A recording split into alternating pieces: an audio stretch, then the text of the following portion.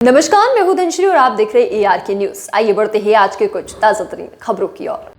इंदौर के देवी अहिल्या विश्वविद्यालय में हुए पेपर लीक मामले में पुलिस 3 आरोपियों को गिरफ्तार कर चुकी है। लोकसभा चुनाव के बीच कांग्रेस से बीजेपी में अक्षरबम के आइडियल कॉलेज से पेपर लीक होने की जानकारी सामने आने के बाद यह कार्रवाई की गई है।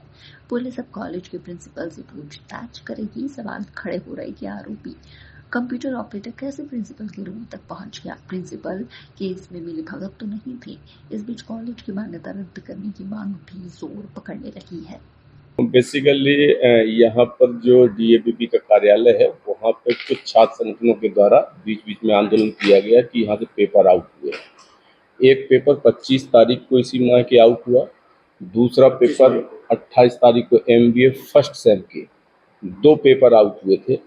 उन पेपरों में ये देखा गया था कि जो क्वांटिटेटिव टेक्निक और अकाउंटिंग फॉर मैनेजर की ये 2 पेपर है ये आउट हुए हैं और काफ़ी असंतोष था छात्र संगठनों में। और ये था कि कोई भी परीक्षा सही तरीके से संपन्न नहीं होती है और उसकी शिकायत वरिष्ठ कार्यालयों में भी दी गई थी। बहुत सारी जगह पर ज्ञापन दिए गए थे।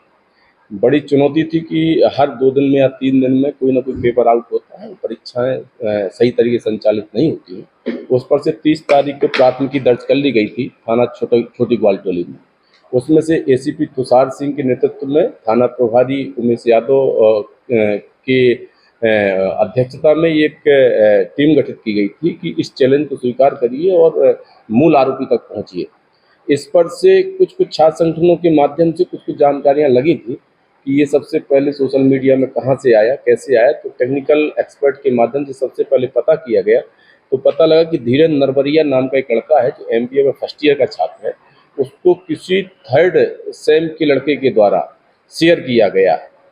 वो उस लड़के तक पहुंचने पता लगा कि उसका नाम जो है गौरव सिंह गौड़ है और उसके द्वारा ये पेपर किसी 3rd आदमी के माध्यम से लिया गया है।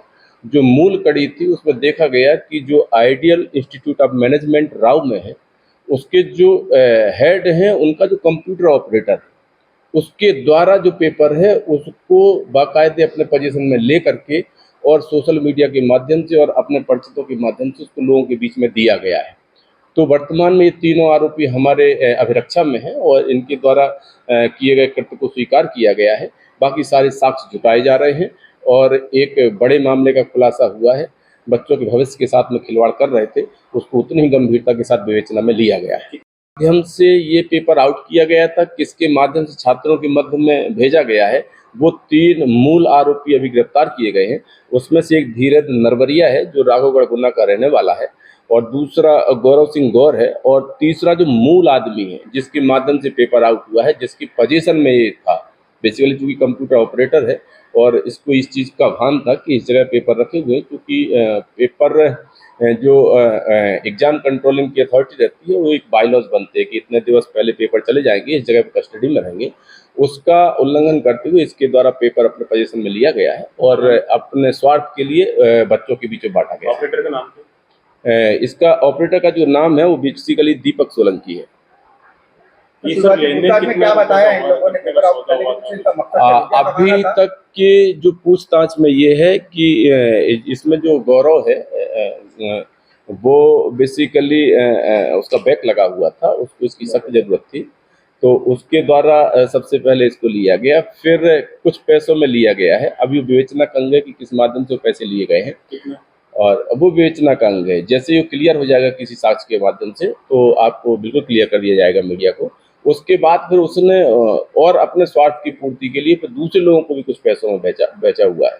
अब उन लोगों तक पहुंचा जाएगा, उन लोगों को बाकायदे साक्ष्य में शामिल किया जाएगा और सारे तथ्यों को समाहित किया जाएगा। ये जो पकड़ा है इन्होंने कितने रुपए कमाए, इन्होंने कुछ बताया होगा पूछताछ में? अभी चूंकि क्या अभी का मामला है, अभी तत्काल में इनको पोजीशन में लिया गया है। बाकायदे इनके माध्यम से वो पेपर भी मिला हुआ है, इनका मोबाइल भी सर्विलेंस में रखा गया है, इनके मोबाइल में वो एविडेंस मिला हुआ है कि 2 दिन पहले इन्होंने किन किन को व्हाट्सएप या अन्य सोशल मीडिया के माध्यम से भेजा गया है।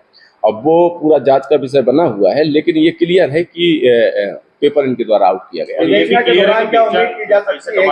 ये भी बिल्कुल क्लियर है कि अपने निस्वार्थ की पूर्ति के लिए इसको आउट किया गया है। उससे कुछ पैसा कमाने की भी नियत थी इनकी और कुछ पैसा भी कमाया गया है। क्या उम्मीद करें विवेचना के दौरान की और आरोपियों को बढ़ने की शंका?